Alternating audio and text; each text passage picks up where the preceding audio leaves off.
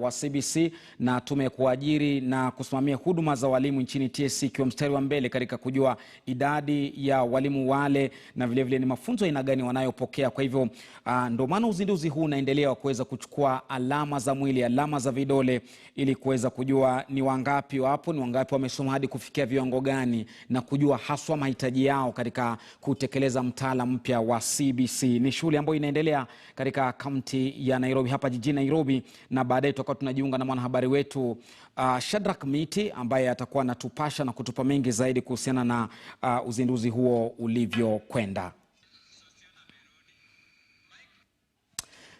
Naam, hebu turudi kule tuweze Executive Teacher Service Commission Deputy Daktari, and I take this opportunity to welcome you to the vibrant teaching force. And I'm sure we'll be able to work well together. The Director Administration was given us a very elaborate expose of the program, and we've understood it very well. And from the onset, you can be very sure there will be no opposition. And when I declare it, then you know it's going to be a success. Ladies and gentlemen, I wish to be very brief. And from the presentation, we've been taken through the Global Goals of Education, Sustainable Development Agenda 4. And before I give my comments of KNUT, I'm not here alone. I'm here with the first Vice National Chairman, Colin Soyu, and Ali Abdi, Assistant National Treasurer, who's also in charge of statistics, data, and all the information system, because we try also to work on the basis of data and information so that we can actively make comments and support programs. And one officer, Mr. Kisito, a statistician, whom we poached from Kenya Bureau of Standards. So we are also not very bad thieves, but very progressive ones. Ladies and gentlemen, I wish to make the comments but not ask questions. And I want to start by saying data is critical. You cannot work without data. You cannot work without information. You cannot plan without data. And I wish to link the SDG activities, not only in this country, but in many countries, to the EFA goals. The EFA goals of 2020 to 2015. And the Global Monitoring Report in Education indicates that many countries were unable to achieve the EFA goals. And our analysis as teachers globally is that the teacher aspect of investment in EFA goals was ignored. Teachers were not talked about. Countries did not prepare to train teachers. Countries did not identify the teacher gaps. And in Africa, only 2 countries were close to achieving EFA goals. That was Benin and Seychelles.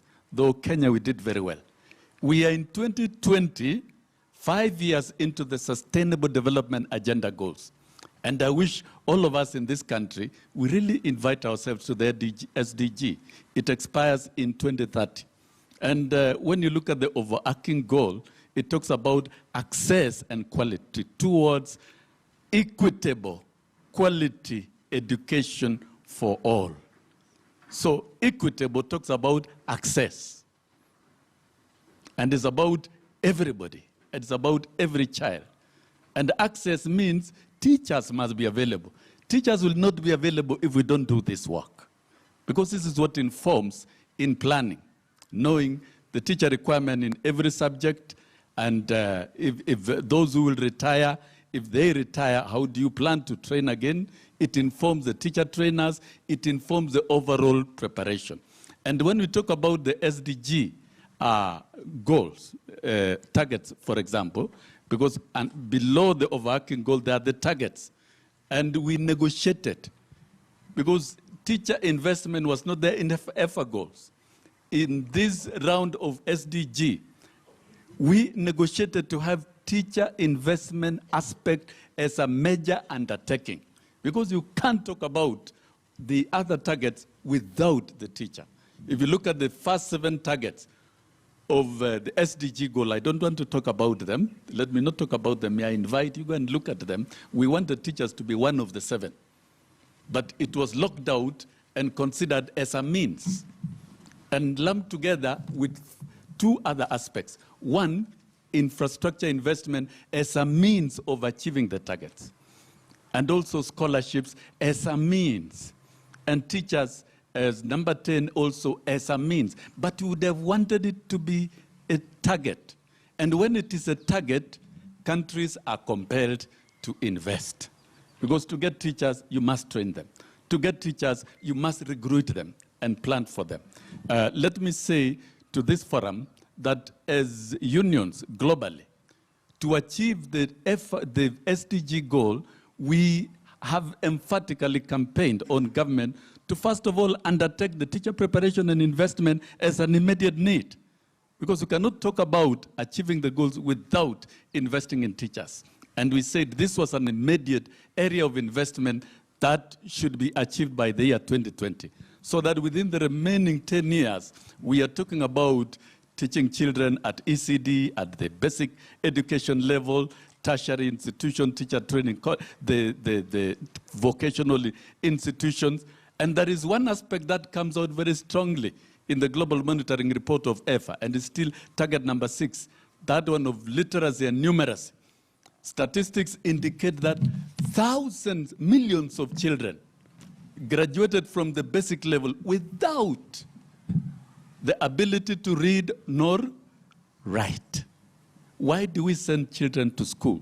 To access quality education. So I would wish to say, in summary, Kenya National Union of Teachers, we are now properly appraised of this undertaking. And we wish it was done in 2015. So that as we begin the SDG agenda period of 15 years, then we'll be moving very well in terms of teacher investment, teacher training, and identifying the gaps. But nevertheless, it's never too late if it is coming in 2020. This is the right thing to do. And I wish to say Kenya is a potential country in terms of education. If you look at the Global Competitiveness Index, in terms of quality delivery, Kenya is number 1 in Africa. That tells you that teachers do well in Kenya. And if you looked at the latest activities, the Global Teacher of the Year is from Kenya. The best teacher in AU is from Kenya. And I think if this country can move forward to properly invest in the teacher section and the quality of teachers, we will do very well. I'm saying overall, this program will help us to invest and have in place quality teachers to deliver in our education system. And therefore, I know we've been told very clearly, the work is not about teachers registering afresh for their jobs. No.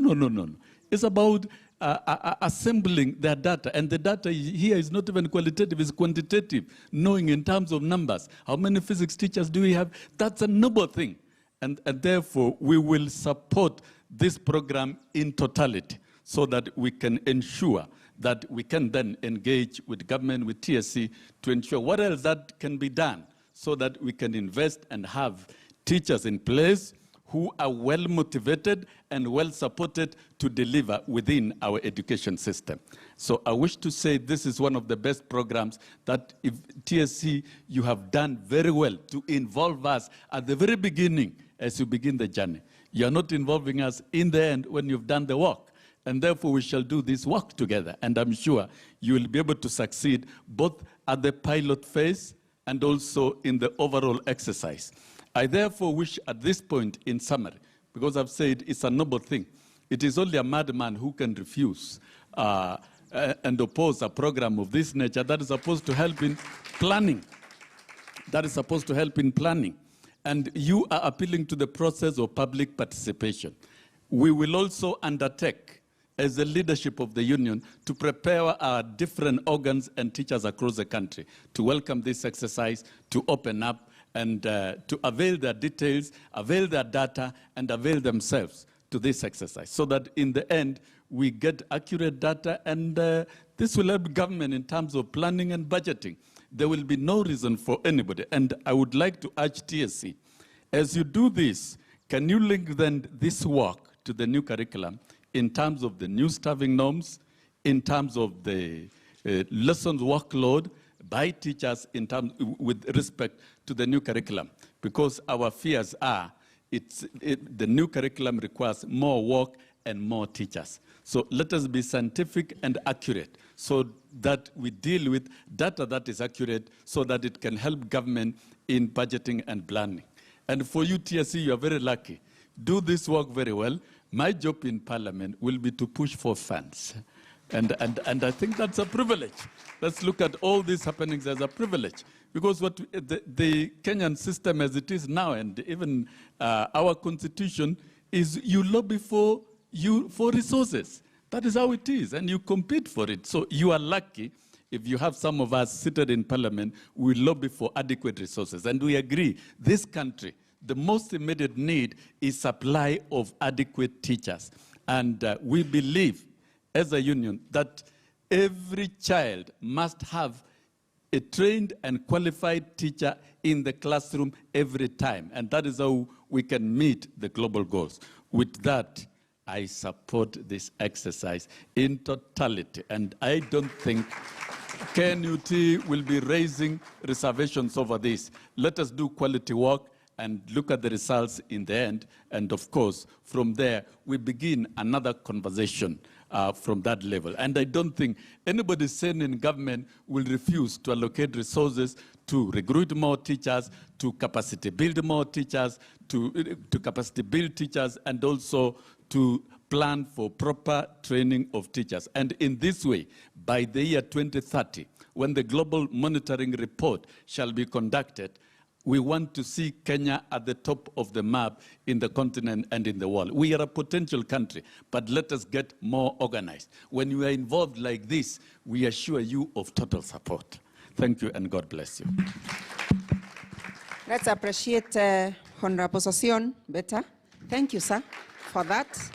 Now, I will invite the other union so that we... Naam, mtazamaji, hiyo ni hafla ya majaribio ya mpango wa kuweza kuwasajili walimu, haswa kuchukua data zao za alama za mikono na za mwili maarufu kama biometric, ikiwa inazinduliwa hapa jijini Nairobi. Alizungumza hapo ni katibu mkuu huyo wa muungano wa walimu NAT, Wilson Sosion, ambaye anazungumza pale. Tunatarajia pia labda mwenyekiti wa TSC Nancy Macharia akiweza kutoa hotuba yake pale, zaidi walimu wakisifiwa wa Kenya kwa kuwa wako mstari wa mbele katika kutekeleza maendeleo endelevu ya mwaka 2030 katika ubora wa elimu kote duniani, haswa kupitia hapa nchini Kenya. Hebu turudi kule kidogo. Kuna afisa mmoja ambaye pia anazungumza kuhusiana na uzinduzi huu ambao unatarajiwa kuanza hivi punde. Turudi kule tupate moja kwa moja. Regulations, the Data Protection Act regulations, and regulation to support the registration miscellaneous amendment act that we are used to register people. So once those two regulations are completely set up and they are ready for rollout, we shall be able to roll out the project. As per now, the process of setting up these regulations has reached an advanced stage. We've done public participation all over the country on these regulations. We intend to take it to Parliament in the course of next 1 or 2 weeks. Once Parliament dispenses with these two regulations, then His Excellency and the CS Interior and the PS Interior will give an announcement of a date when we shall start giving out the Huduma number. So as this journey continues, as we take these draft regulations that we have currently to Parliament, as Parliament dispenses on it and it's gazetted officially as complete regulations, then you'll get the date of when we shall roll out. And this will be not very long. It will not be very long. Maybe in about 3-4 months, you'll be able to get to know the start of this rollout. Now, that's an important clarification, because some people have said that we are starting already to give out the number before putting the regulations as ordered by the court. No, we must set up the regulations, complete fast. That's important. Secondly, somebody has mentioned that we don't need to have too many numbers. We're loading Kenyans with too many numbers. Now, Huduma number is trying actually to solve that, because we'll give you one unique number, including for the child who's born today. We'll have a number tomorrow. And that number will be one until when you exit this world. So the NSSF numbers, NTS numbers, PIN numbers, all the other numbers you have from government agencies will all be collapsed into the Huduma number. Well, those respective departments, the KRA, NTSC, will still retain the number they gave you on the back end in their systems. So that when you give them your Huduma number, they put your Huduma number into their respective systems. They can be able to see the other numbers you had and who you are. So your identification